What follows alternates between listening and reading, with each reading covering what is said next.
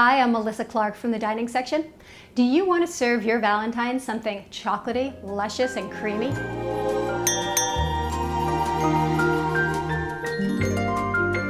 Well, I do too, but I can't because my Valentine doesn't eat cream, and maybe yours doesn't either. If so, I've got the perfect recipe for you. One ingredient chocolate mousse.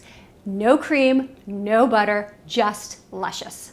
In this bowl, I have 265 grams of really good bittersweet chocolate, and then 1 cup of water.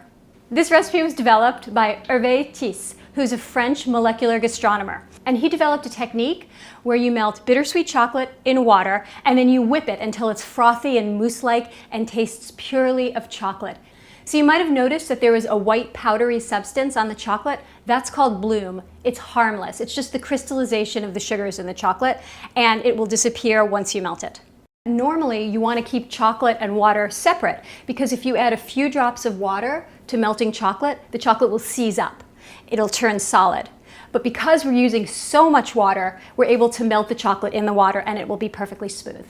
You really don't want this to boil, just a slow, even melt. So you see how that's smooth and melted?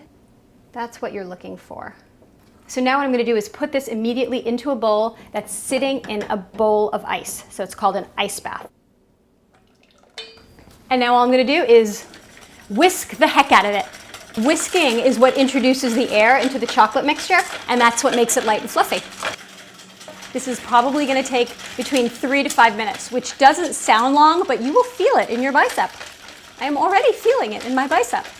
Ah, what we do for love. You could probably use an immersion blender that had a whisk attachment at the end, so you wouldn't have to actually do this by hand, but I don't have one of those. You see how nice and thick this has gotten? Gorgeous. This is what you're looking for.